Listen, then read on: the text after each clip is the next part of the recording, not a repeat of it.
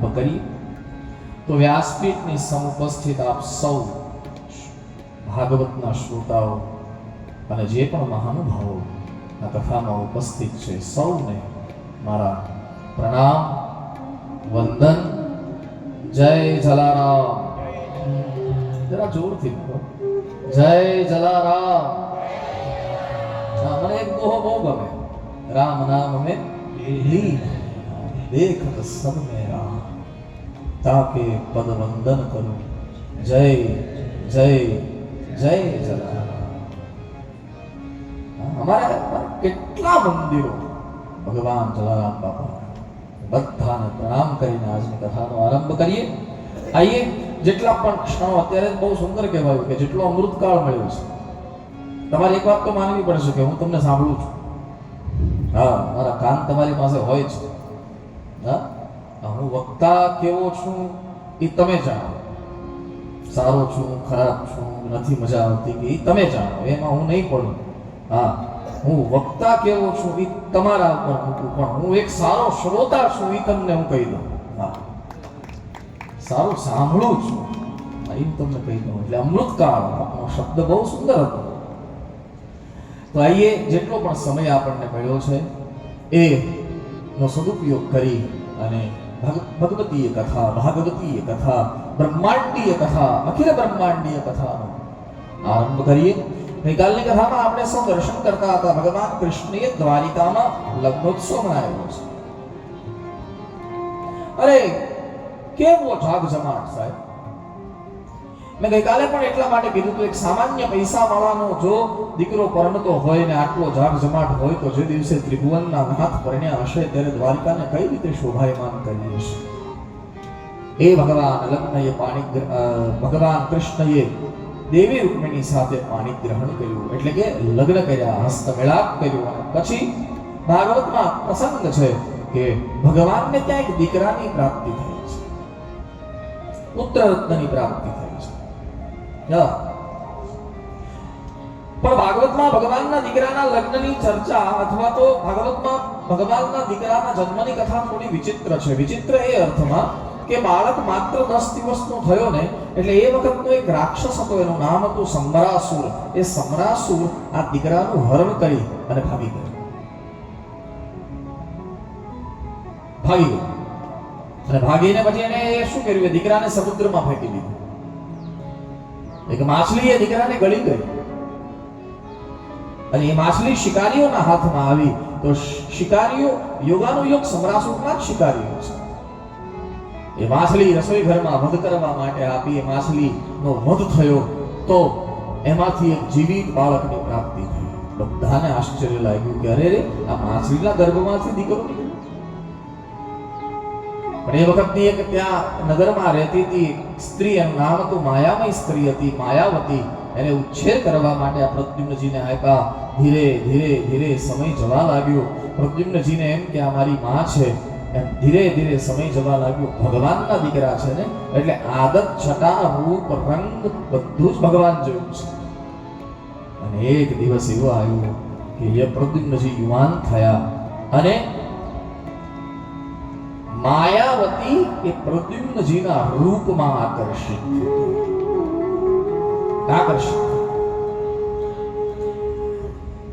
માયાવતીને ખબર છે આ મારો દીકરો નથી, પણ પ્રદ્યુમ્નજીને એમ જ છે કે આ મારી માં છે. અને પરિણામે પ્રદ્યુમ્નજી આવીને માને કીધું કે માં, એક માં પોતાના દીકરાને આ ભાવથી જોવે એ યોગ્ય નથી.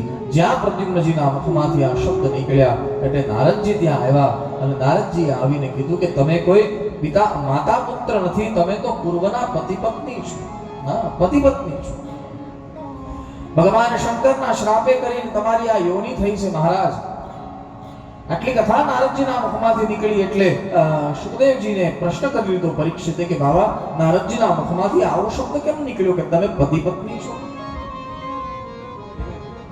હા, અને પછી ભગવાન સુખદેવજી આ કથાનો વિસ્તાર કર્યો છે. ભગવાન સુખદેવજી કહે છે એક દિવસ ભગવાન શંકરને સમાધિ લાગી. કેટલા વર્ષ સમાધિમાં બેઠા? રામચરિતમાનસ કહે છે 87,000 વર્ષ સુધી ભગવાન સમાધિમાં બેઠા છે. હા, બીતે સબંત સહસ સતાસ. અને એક જગ્યાએ તો એમ પણ લખ્યું છે અપાર સમાધિ લાગી છે. લાગી સમાધિ અખંડ અપારા. અપારનો અર્થ છે જેનો પાર ન પામે. ભગવાન શંકર છે ને સમાધિસ્થ બહુ રહ્યા છે. સમાધિ બહુ પ્રિય છે ભગવાન શંકર. એક અવસ્થા છે સમાધિ. મેં આગળ પણ કીધું હતું કે ચોથી અવસ્થા એનું નામ છે સમાધિ. ચોથી અવસ્થા એટલે કઈ અવસ્થા? પહેલી અવસ્થા આપણે જાગીએ છીએ ને અત્યારે આપણી પહેલી અવસ્થા, બરાબર. પછી રાત્રે આપણને ઊંઘ આવી જશે, એને આપણે નિદ્રા અવસ્થા કહીએ છીએ. આ બીજી અવસ્થા. પછી એ નિદ્રામાં આપણને સપનું આવે, એ ત્રીજી અવસ્થા. નિદ્રામાં સપનું આવે ને, જેટલો સમય સપનું આવે એટલો સમય આપણે નિદ્રામાં ન કહેવાય. કારણ કે ભલે સૂતા હોઈએ પણ આપણે બધું જોતા હોઈએ, હે ને? એટલે એ નિદ્રામાંથી હટી અને આપણે સ્વપ્નમાં જતા રહીએ. પણ આપણે તો ત્રણ જ વસ્તુ અનુભવીએ, યા તો આપણે જાગતા હોઈએ, યા તો સૂતા હોઈએ, ને યા તો સપનામાં હોઈએ. આનાથી એક ચોથી અવસ્થા, આનાથી આગળ એક અવસ્થા છે, એનું નામ છે સમાધિ. જેમાં માણસ જાગતો પણ ન હોય, જેમાં સૂતો પણ ન હોય, જેના સપનામાં પણ. એ સમાધિ એટલે કઈ? બોલે એક પણ વિચાર જ્યારે મનમાં સ્પર્શે નહીં, એ સમાધિ છે. જાગે માણસ આપણે આંખ બંધ હોય, સૂતો ન હોય, પણ એના મનમાં એક પણ વિચાર,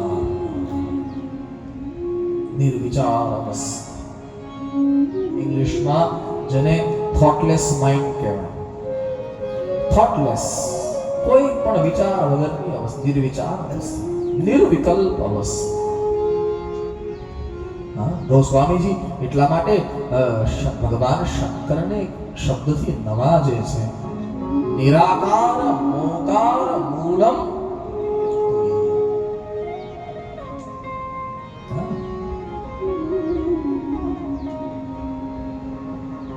અંદર એક આકાશ નિર્માણ થાય, અને આકાશ એટલે જગ્યા. આકાશનો અર્થ છે ને, આ દેખાય છે એને તો આકાશ કહીએ જ છીએ, પણ આ અવકાશનો અર્થ છે જગ્યા. ઇંગ્લિશમાં આકાશને શું કહે? હા બોલો. સ્પેસ. સ્પેસ, બરાબર.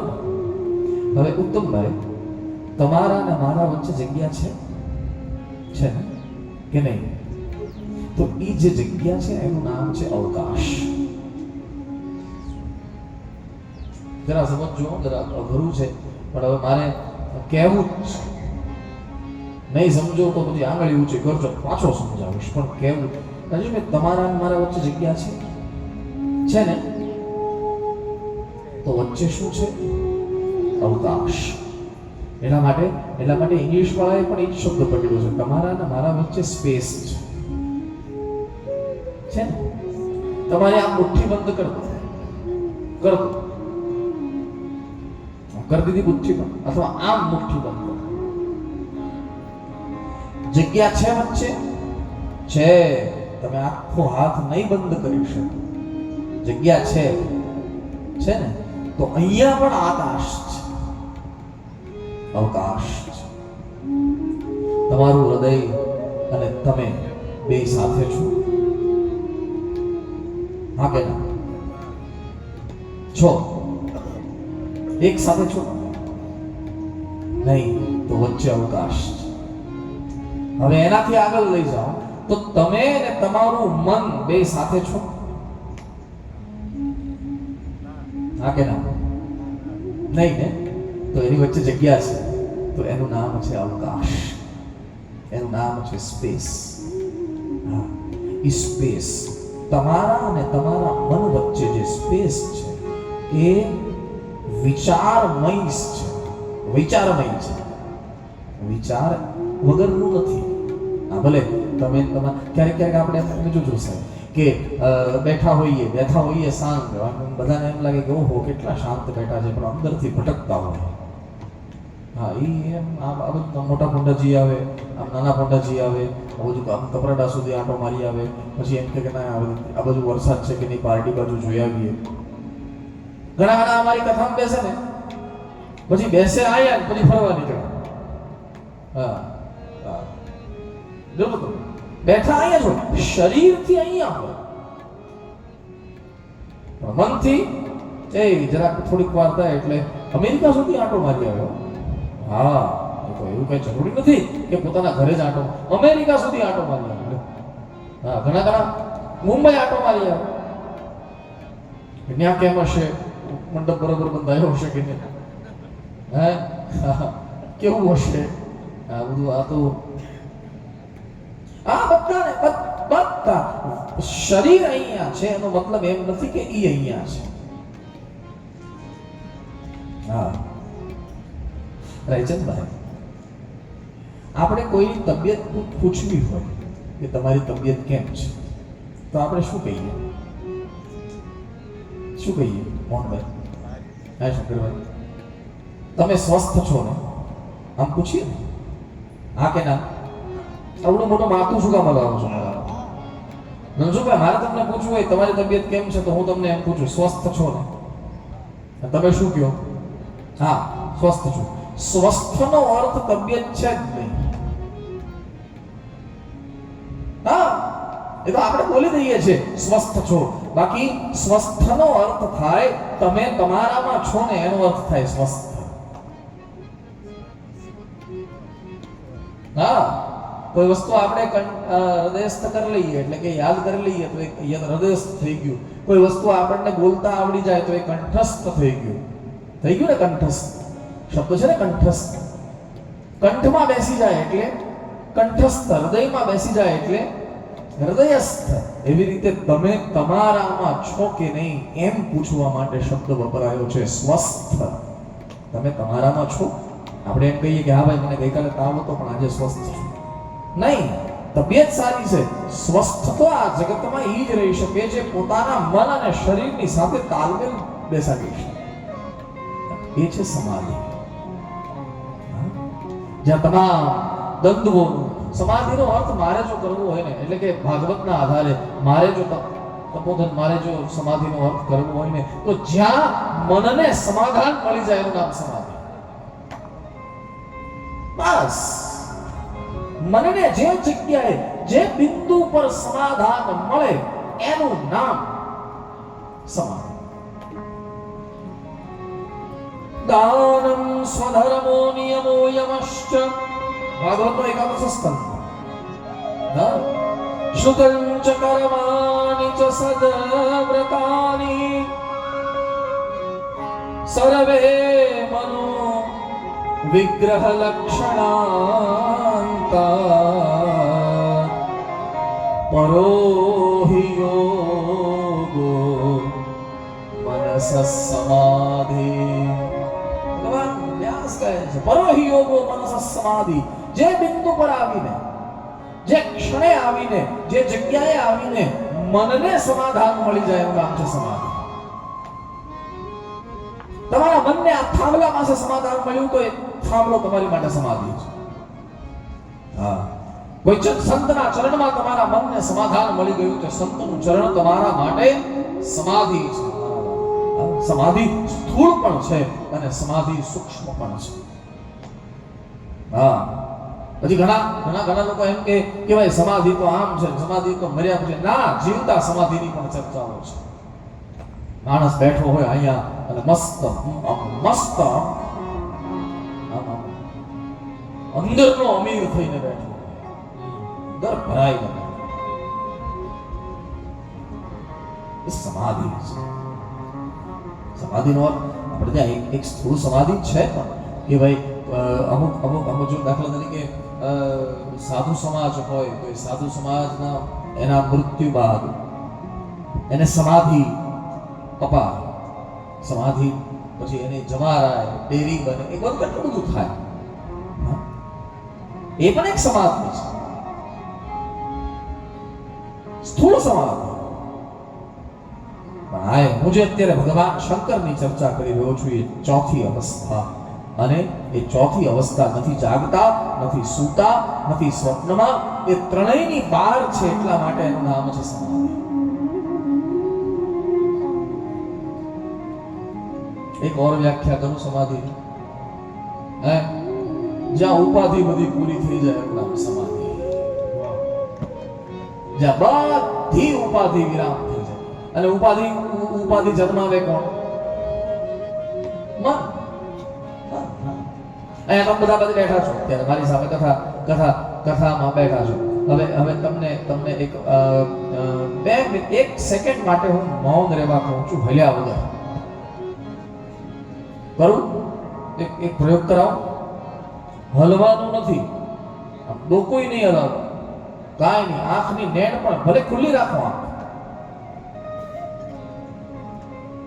બરાબર, આંખ ખુલ્લી રાખજો, બંધ નહીં કરતા, પણ હલવાનું જરાય નથી. જે સ્થિતિમાં તમારે બેસવું હોય તો બેસી જાજો. જે સ્થિતિમાં બેસવું, એ છોરાઓ તમે હલતા નહીં, આ નવું આવ્યું, હલતા નહીં કોઈ. એકદમ અવાજ બંધ, અને 1 2 સેકન્ડ 3 સેકન્ડ કે 5 સેકન્ડ હું નક્કી કરીશ, કદાચ 30 સેકન્ડ થઈ જાય.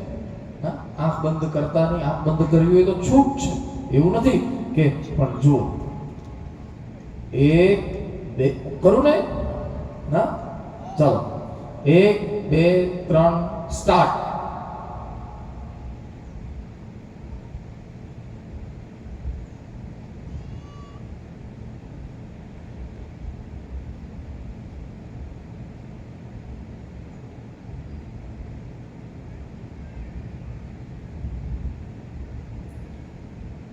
જય સિયારામ.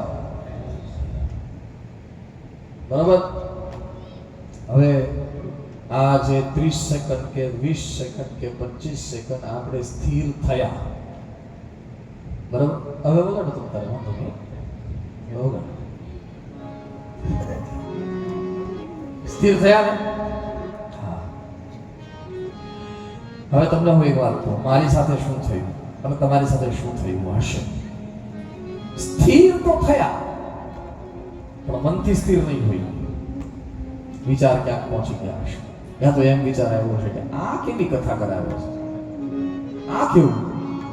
હા, સ્થિર આપણે શરીરથી થયા, મનથી ન થયા. એ જેવી રીતે સ્થિર એક જગ્યાએ શરીર ચોંટી ગયું, એવી જ રીતે એક જગ્યાએ મન ચોંટી જાય, એનું નામ સમાધિ છે. બસ, વિચાર શૂન્ય અવસ્થા. એકાંતનો અર્થ શું છે?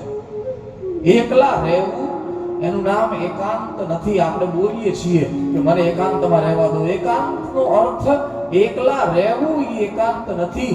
એકનો તમારો પણ જે જગ્યાએ અંત થઈ જાય એનું નામ છે એકાંત, જ્યાં તમે પણ નથી. આ ચોથી અવસ્થા છે સમાધિ.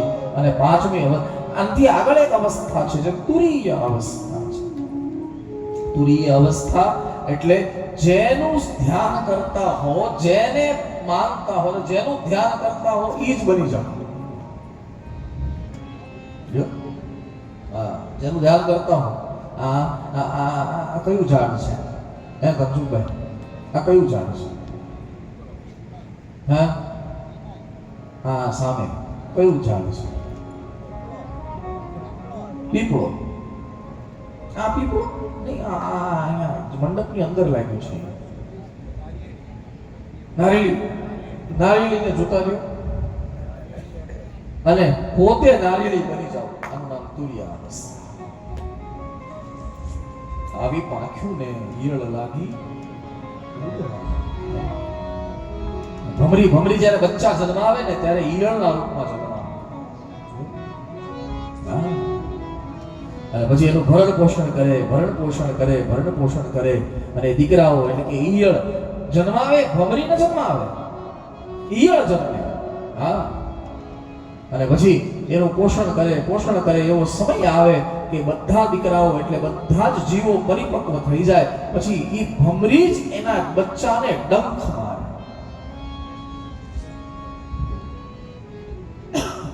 અને જ્યાં ડંખ મારે ને મારા વાલા, એટલે એ ઈયળ ને પાંખ આવે. અને પાંખ આવે એટલે પછી ઈ ભમરી બનીને ઉડવા માંડે. જુઓ જુઓ જુઓ પ્રક્રિયા જુઓ સાહેબ, આ તુરી અવસ્થા છે. કોઈ સદગુરુ આવીને આપણને ડંખ મારી દે ને એટલે પછી પાંખું આવે, આપણને પાંખ આવે અને પછી આપણે એટલા માટે આપણે તળપતિ ભજનમાં ગવાયું છે, એ કર્યો એને ભમરી કેરો સંગ, હે ગુરુજી એવા ગોતી આવી તો ઈયર લાગી ઉડે ઉડે ઈયર ઉડે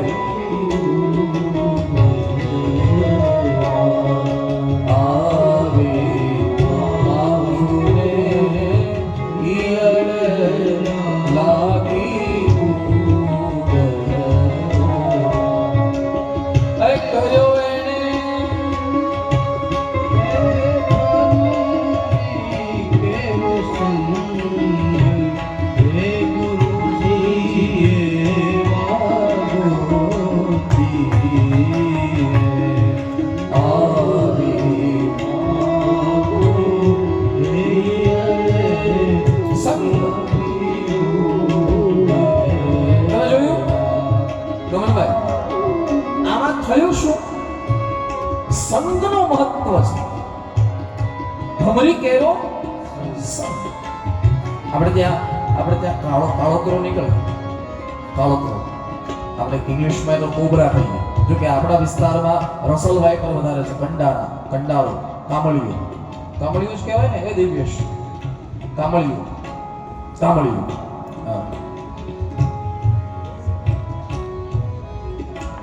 પણ કાળોતરો નાગ હોય એને જોઈને આખું જગત ભયભીત થતું હોય, આખું જગત બીતું હોય. જે સામે મળી જાય ને તો આપણે ભાગી જઈએ, આવો કાળોતરો હોય. પણ ઈ કાળોતરો નાગ એ ચાલતો એક ચંદનના ઝાડ પાસે જાય અને ચંદનને વીટાય ને ઉપર ચડે તો એ કાળોતરો નાગ પણ ચંદનના સંગથી સોનેરી થઈ જાય. કેમ? એને ચંદનનો સંગ કર્યો છે મારા વાલા. ભલે ગમે એટલું વિષ હોય આપણામાં, પણ જો કોઈ સદગુરુનો સંગ થઈ જાય તો આપણું વિષ પણ ચંદન સેવતા વિષધર આए हैं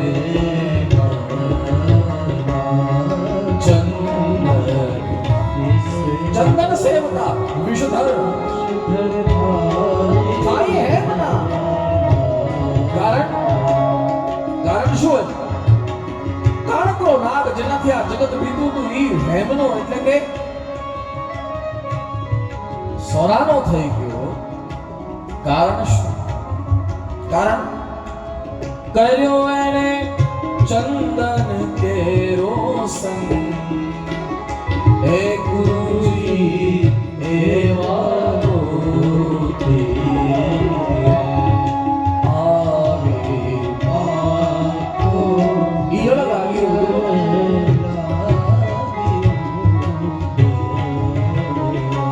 મને એક ભજન હજી યાદ આવે તળપતિ. આ ભજન પૂરું થાય ને ત્યાંથી ઈ ભજન શરૂ થાય. મને યાદ આવે, તમે કહેતા હો તો કહો. પૂરે ગઈ તી મારા ગુરુજી ના દેશ, ગઈ તી મારા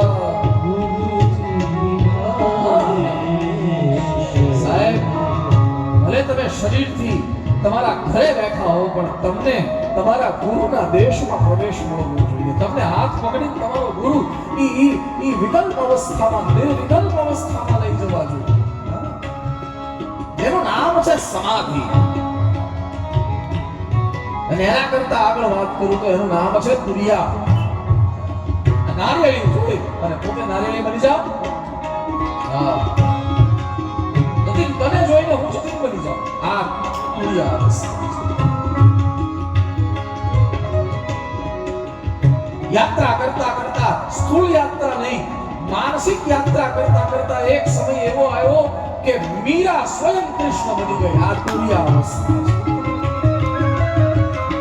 સમાઈ ગઈ મૂર્તિમાં. દયા અસ્તિત્વ છોડી દીધું પોતાનું.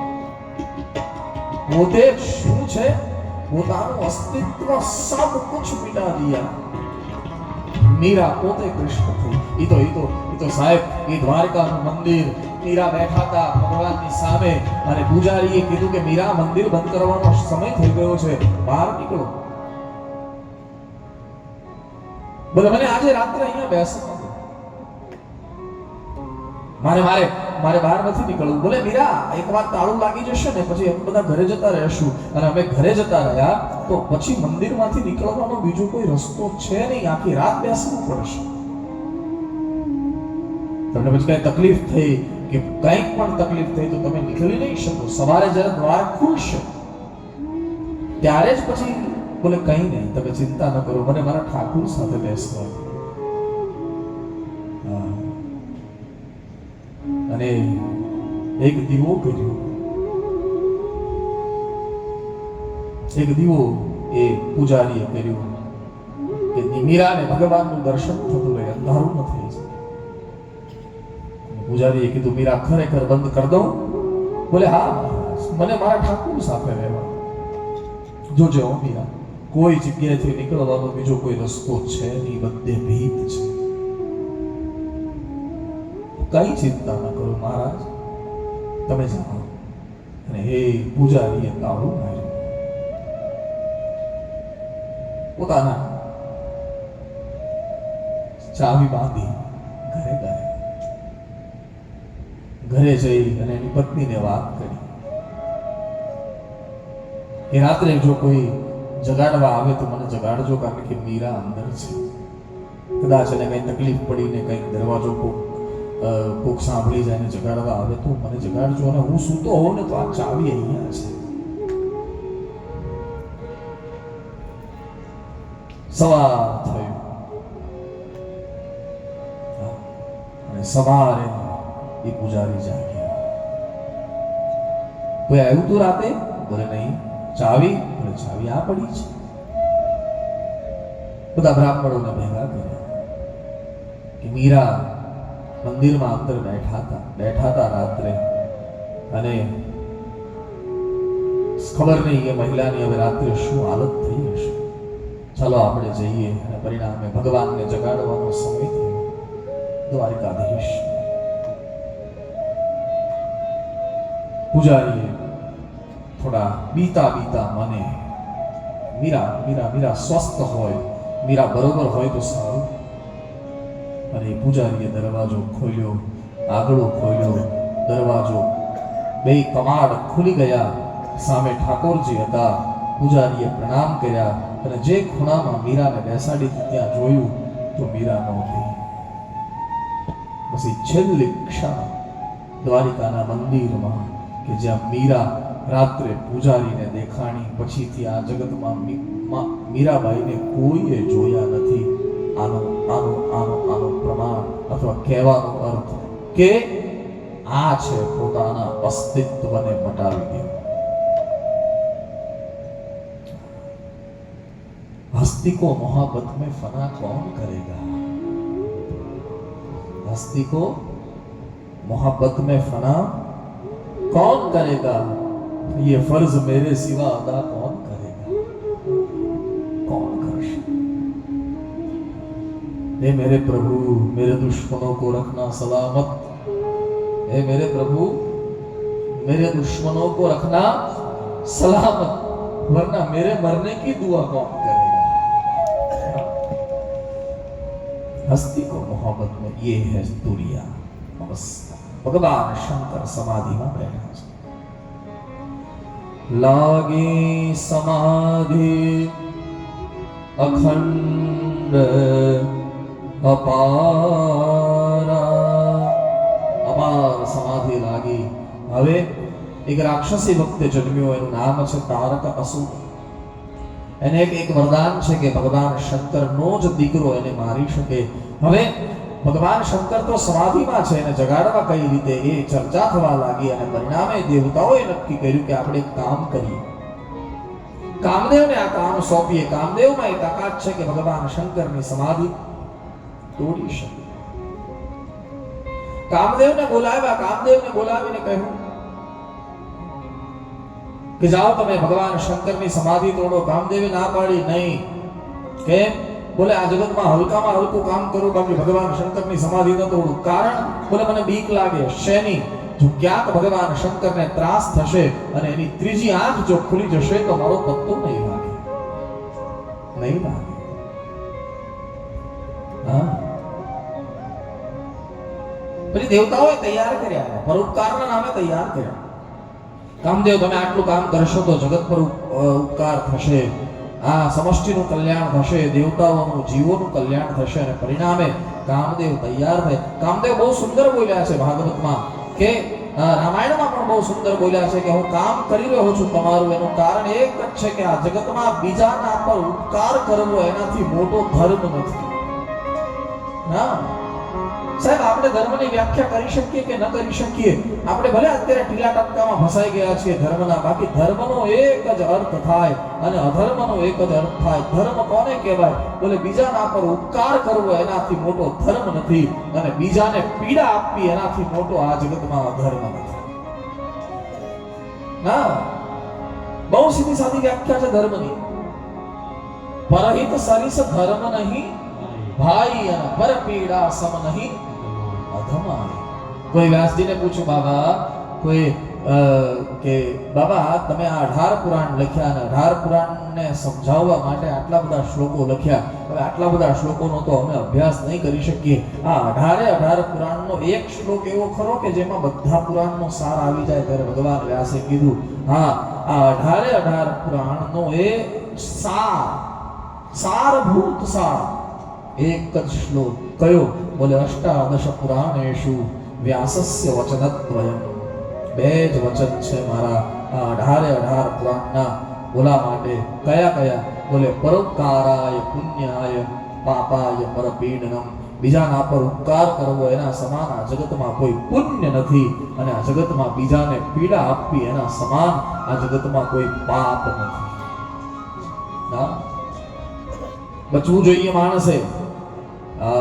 જ્યારે સત્તાના મદમાં હોય ત્યારે તો માણસ બહુ બીજાને પીડા આપતો ફરતો હોય. તમે તો આવ્યા જ કરો ને, તમારું બીજું કઈ કામ જ નથી ને, આમ ને તેમ ને. સાહેબ, તમારા ઘરે કોઈ આવે છે તો એનો મતલબ તમે દરવાજો ખોલ્યો છે એટલે આવે છે.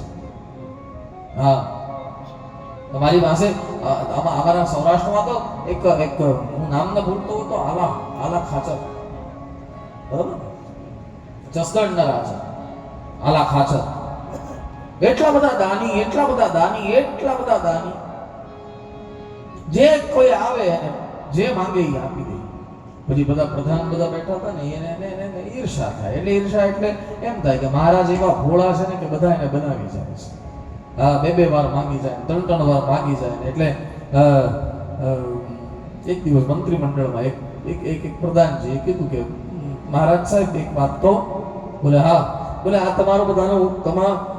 તમારો બધા ઉપયોગ કરે છે. હા, તમારો આપવાનો સ્વભાવ છે, તમે આપો છો એટલે બધા તમારી પાસે માંગી જાય, ને આમ કરતા કરતા જો આપતા રહેશો તો ખજાનો ખાલી થઈ જશે. હવે આમાં કરવું શું? એટલે આલા ખાચરે કીધું ભગવાને આપ્યું છે તો આપો ને. હા, એટલે હું મારું આપું છું, તમારા ખિસ્સામાંથી ક્યાં આપું છું? ઘણા એવું હોય, કોક દેતું હોય તો એને તાવ આવી જાય. હા, મને મારા જીવનમાં આવી એક ઘટના ઘટેલી. હું ક્યાંક કથા કરતો હતો ને, કથાના બોલાવે મને દક્ષિણામાં તો આપણે કોઈ દિવસ માંગતા નથી કોઈ પાસે. જે પત્ર પુષ્પ ભાગવતજીને ધરે એ લઈ અને ઘરે આવી ગઈ. પણ હવે મને ભાગવતજીને ધર્યું ને તો બાજુમાં એનો સાઢુ ભાઈ ઉભેલો, એને થોડીક એસિડિટી થઈ. હા, મને પછી કહે કે ભાઈ એક વાત પૂછું. બોલો. મને કે કેટલા આપ્યા ગાડીમાં? એટલે દક્ષિણા મેં હજી કાંઈ જોયું નથી. જે ભાગવતજીને અર્પણ થયું છે હજી મેં કાંઈ. મને કે મને કહેશો. કેમ ભાઈ? મને કે અમારો સાધુભાઈ છે ને વાતો મોટી મોટી કરે પણ સાચી કરે છે કે નહીં મારે બધાને કહેવું છે. લે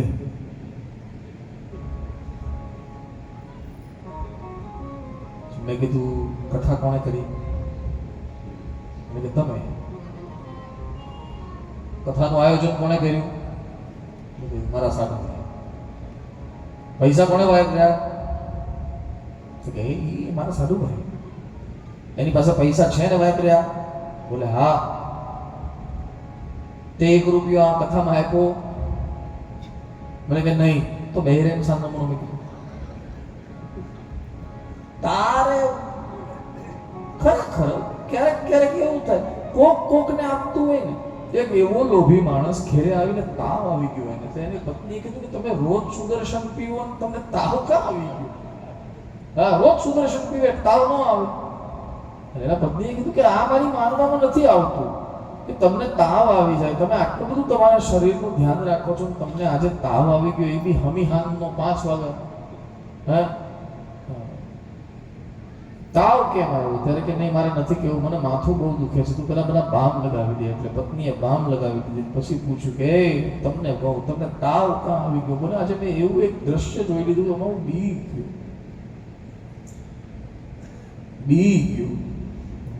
એવું શું થયું કે તમને કાઢીઓ ચડી ગયો? એવું કયું દ્રશ્ય જોઈ ગયા કે એક ભાઈને 5 રૂપિયા આપ્યા ને હું જોઈ ગયો એટલે મને તાવ આવી ગયો. લે આને કાંઈ આપ્યું નથી. લેવા વાળો બીજો, દેવા વાળો બીજો, ને પરબારો આને તાવ આવે.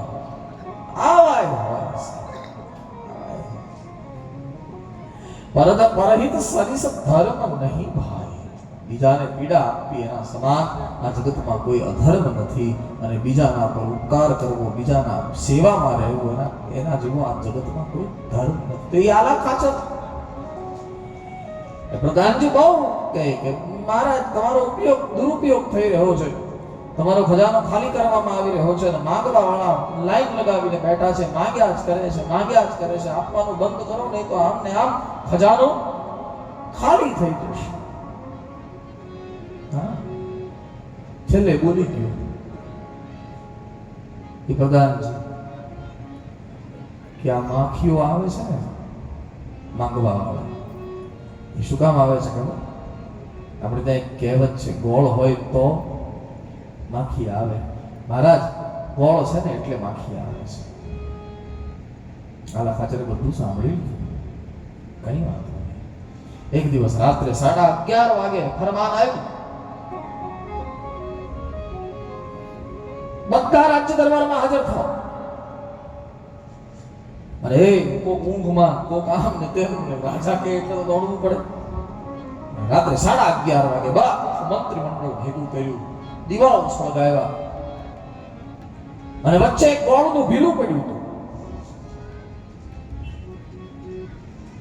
અને આલા ખાચરે કીધું કે હવે પ્રધાનજી તમે કહેતા હતા ને ગોળ હોય તો માખી આવે,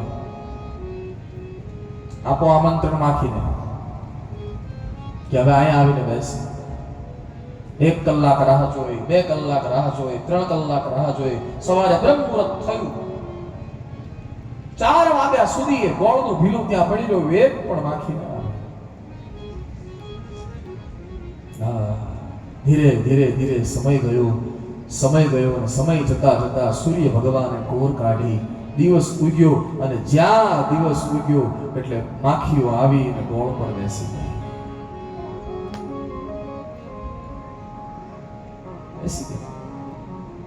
પ્રધાનજીને કીધું કે મહારાજ કેમ તમારી માખીઓ અત્યાર સુધી નહોતી આવી? ત્યારે પ્રધાનજીએ કીધું કે મહારાજ એ તો રાત હતી ને એટલે, દિવસ હોય ને તો જ માખી આવે. ત્યારે આલા ખાચરે કીધું એટલે જ હું કહું છું અત્યારે મારો દિવસ છે એટલે મારી પાસે માખીઓ આવે છે અને મને આપી દેવા દો. જ્યારે આ જીવનમાં રાત થઈ જશે ત્યારે કોણ આવવાનું છે મારી પાસે? પરહિત સરિસ ધર્મ નહીં ભાઈ અને પરપીડા સમ નહીં અધમાઈ. દેવાનું જ્યારે સંકલ્પ જાગે ને મારા વાલા, હું આજે કથાનો વિરામનો દિવસ છે, હું એટલું જ કહેતો જાઉં, જ્યારે દેવાનો સંકલ્પ જાગે, જે દેવાનો સંકલ્પ જાગે સીધું ખીચામાંથી કાઢીને આપી દો. હા, એમ નહીં કે હવે કાલે વિચારશું. હા 10 રૂપિયા આપવાની ઈચ્છા થાય તો 10 રૂપિયા કાઢીને ધડ દેખીને પકડાવી દેવાના બસ એક ક્ષણે. શું કામ? જો સમય મળી ગયો ને તો આપણું મન એવું છે કે એ 10 ના 5 થઈ જશે, 5 ના 2.5 થઈ જશે ને 2.5 નો 1 થઈ જશે. હા એ તમને એમ લાગે ને કે ભાઈ મારે મારા ગામ માટે આ કરવું છે અથવા અહીંયા મંદિર બની રહ્યું છે, અત્યારે આ સત્કાર્ય ચાલી રહ્યું છે ને મારે 10,000 રૂપિયાનું દાન આપવું છે. જેવો સંકલ્પ જાગે એટલે તરત જ ફોન કરી દો કે ભાઈ આવતા જ તમારી પાસે 10,000 રૂપિયા લઈ જાવ. કેમ? મારે તમને દાન આપવું છે, આ કામ માટે દાન આપવું છે. જો તમે એમ નક્કી કર્યું કે ઘેરે જઈને વિચારું તો 10,000 ના 5,000 થઈ જશે, કબાટ પાસે પહોંચશો એટલે 2,500 થઈ જશે, કબાટમાં પૈસા ગણતી વખતે એ 2,000 થઈ જશે અને બહાર ખાલી 500 રૂપિયા લઈને આવશો. આપણો સ્વભાવ છે પરહિત સવિસ ધર્મ નહીં ભાઈ. અહીંયા કામદેવ કહે છે બાબા હું આ કામ કરું, ભગવાન શંકરની સમાધિ ચલિત કરું. એ ચલિત કરવા પાછળ કારણ શું છે? કારણ એક જ છે કે આ જગતમાં પરમ ધર્મ શ્રુતિઓએ એટલે વેદોએ પરમ ધર્મ ઉપકારને કહ્યો છે. તદપિ કરો મેં કાજ તુમ્હારા શ્રુતિ કહ પરમ ધર્મ ઉપકારા. તદપિ કરો મેં કાજ તુમ્હારા શ્રુતિ કહ પરમ ધર્મ ઉપકારા. તદપિ કરો મેં काज तुम्हारा श्रुति कह परम धर्म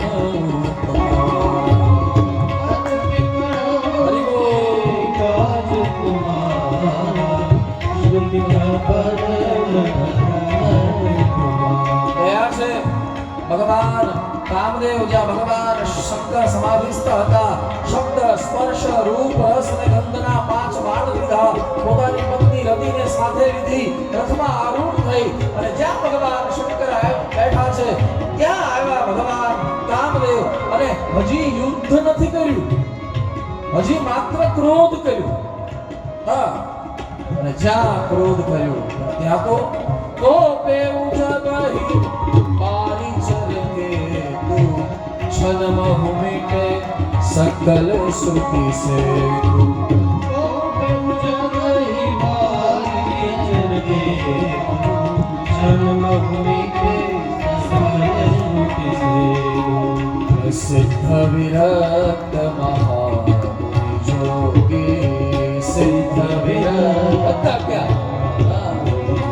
लेखिनी જુઓ સાહેબ, લેખિની જુઓ ગોસ્વામીજી જે પોતાની જાતને સિદ્ધ કહેતા હતા ને એ જ પહેલા ફસાયા. સિદ્ધ લખ્યું, શુદ્ધ નથી લખ્યું. સિદ્ધો ક્યારેક ક્યારેક ફસાઈ જાય પણ અંતઃકરણ જેનો શુદ્ધ હોય ને એ ક્યારેય ન ફસાય, ક્યાંય ન ફસાય, ક્યાંય ન ફસાય. સિદ્ધ વિરક્ત મહામુનિ જોગી સિદ્ધ વિરક્ત देवी काम बस भये वियोगी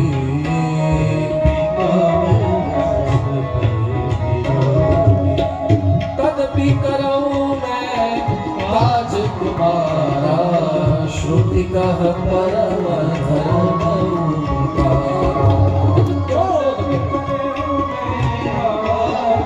जगत पर खतरो मंडरायो चकलो चकली डाली डाली લગતા લગતા પત્તા પત્તા ભોગાદિત થવા લાગ્યા. આ જગતમાં નદીનો વેગ વધી ગયો સમુદ્રને મળવા માટે, વિકારનો વારી વહેવા લાગ્યો. જ્યાં જુઓ ત્યાં કામ કામ કામ. અરે ક્યાં સુધીની વાત છે સાહેબ કે હિમાલયની ગંગનામાં જે શ્વાસ વગર તપસ્યા કરતા હતા મહાપુરુષો, જેને ભગવાનની પ્રાપ્તિ કરવી હતી, એ ભગવાનની પ્રાપ્તિ બાજુ પર છોડી અને આ જગતને નારીમય જોવા આવડો મોટો કામ પ્રસિદ્ધ થયો છે. ધરઉન કાઉ ધીર ગોસ્વામી सबके मन मन सिज हरे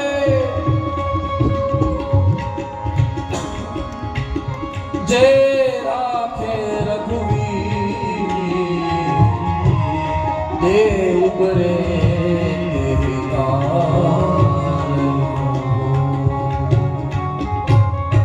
ચકડો ચકડી ડાળી ડાળી લગતા લગતા પત્તા પત્તા બધા જ ભોગાધીન થવા લાગ્યા છે. આ જગતના તમામ પુરુષો આ જગતને નારીમય જોવા લાગ્યા અને આ જગતની તમામ માતાઓ આ જગતને પુરુષમય જોવા લાગી. આવું પ્રચંડ કામ નિર્માણ થયું છે. અબલા બિલો કહી પુરુષમય જગ પુરુષ સબ અબલામયમ પુરુષ સબ અબલામયમ પુરુષ સબ. ગોસ્વામીજી રામચરિતમાનસ લખ્યું ને માત્ર રામકથા નથી. ગોસ્વામીજી જે લખ્યું, ગોસ્વામીજીએ જે રામચરિતમાનસ લખ્યું એ માત્ર રામકથા નથી. એ રામકથા છે, એ નામકથા છે અને એ કામકથા છે. ત્રણે ત્રણની કથા બધું આવી ગયું. અબલા બિલો કહી જગ પુરુષ સબ પુરુષ સબ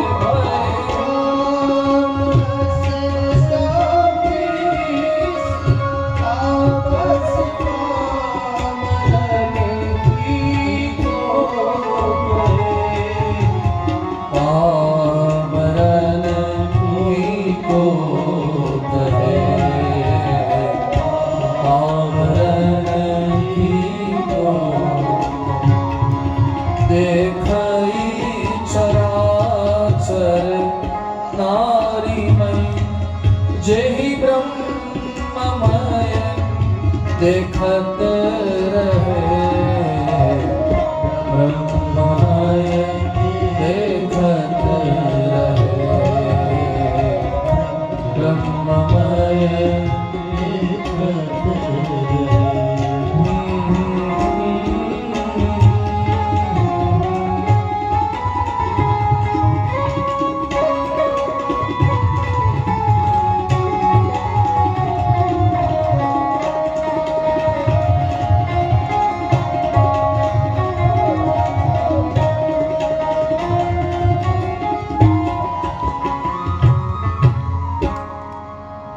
मेरे हम सफर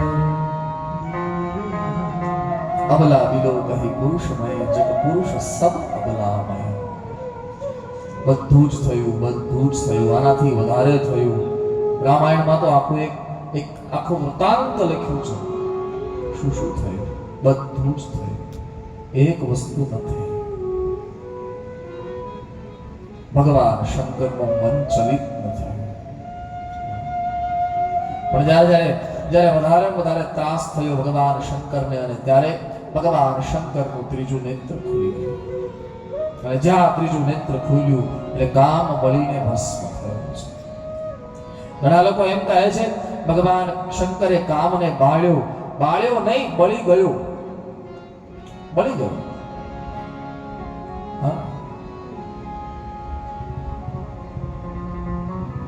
જો બાળ્યો હોત ને તો પહેલા ઊભું થવું પડે ભગવાન શંકરે, પછી કેરોસીન છાંટવું પડે, આવી બધી ક્રિયા કરવી પડે અને પછી દિવાસળી મૂકવી પડે, ત્યારે માણસ અહીંયા આવી કોઈ ક્રિયા નથી કરી. નીરુભાઈ વચ્ચેથી આવી ગયો. આવી કોઈ ક્રિયા નથી કરી ભગવાન શંકરે. ભગવાન શંકરનું ત્રીજું નેત્ર ખુલે અને એમાંથી દિવ્ય તેજ નીકળે અને દિવ્ય તેજના પ્રકાશમાં અથવા તો એ દિવ્ય તેજ ભગવાન કામ પર પડે અને કામદેવ એને સહન ન કરી શકે તો એમાં અમારા ભગવાન શંકર શું કરે? કામ બળીને ભસ્મ થયો છે. જ્યાં કામ બળીને ભસ્મ થયો એટલે કામની પત્ની રતિ રડતી રડતી આવી. એને આવી અને ભગવાન શંકરને કહ્યું કે બાબા હું સતી છું, મારું નામ રતિ છે અને તમે મારા પતિને માર્યો છે. હું સતી છું, મારા પતિને તમે કેમ મારી શકો? અને પરિણામે ભગવાન શંકરે રતિને એટલે કામદેવની પત્નીને આશીર્વાદ આપ્યો કે દેવી જો તમે સતી હો ને છતાં મેં તમારા પતિને માર્યા હોય તો એક કામ કરો, હવે તમને વરદાન આપું છું. કયું? બોલે અત્યાર સુધી તમારા પતિ અંગવાળા હતા એટલે કે શરીરવાળા હતા, હવે અનંગ બનશે, અંગ વગરના થશે, વ્યાપક થશે, એક સાથે ઘણા બધા લોકોના મનને સ્પર્શ કરી શકશે. અને ક્યાં સુધી? બોલે આ ધરા પર જ્યારે ભગવાન કૃષ્ણ અવતાર લેશે, ભગવાન કૃષ્ણ લીલા કરતા કરતા રૂકમિણીનું હરણ કરશે અને એ રૂકમિણીના હરણ પછી એની સાથે લગ્ન કરશે. એ લગ્ન કર્યા પછી એ ભગવાન કૃષ્ણ અને દેવી રૂકમિણીના દાંપત્યમાં જે પહેલો દીકરો થશે એ તમારો પતિ કામ હશે. આવો આશીર્વાદ ભગવાન શંકરે આપ્યો છે. રામાયણમાં ગોસ્વામીજી આનો ખુલાસો કર્યો છે. જબ જદુવંશ કૃષ્ણ અવતારા, જબ જદુવંશ કૃષ્ણ અવતારા, હોહિ હરન મહિભારા, હોઈ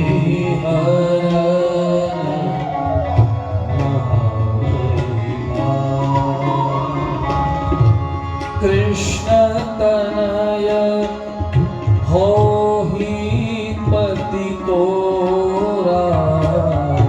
કૃષ્ણનો દીકરો, કૃષ્ણના તનય તમારા પતિ બનશે. આ કૃષ્ણ તનય હોહિ પતિ તોરા,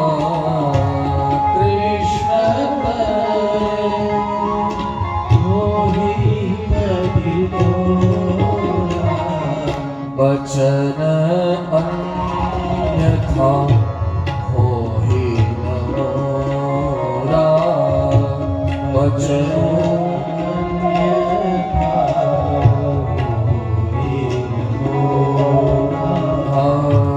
वचनो अन्यथा होहि न मोरा,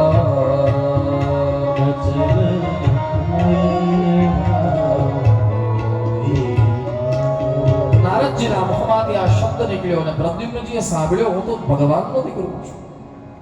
અને સમરાસુર પર ચડાઈ કરી, સમરાસુરને માર્યો અને પોતાની પત્ની જે રતિ જે માયાવતી બનીને અવતરી છે એને સાથે લઈને ભગવાનના દીકરા પ્રદ્યુમ્નજી દ્વારિકા પાછા.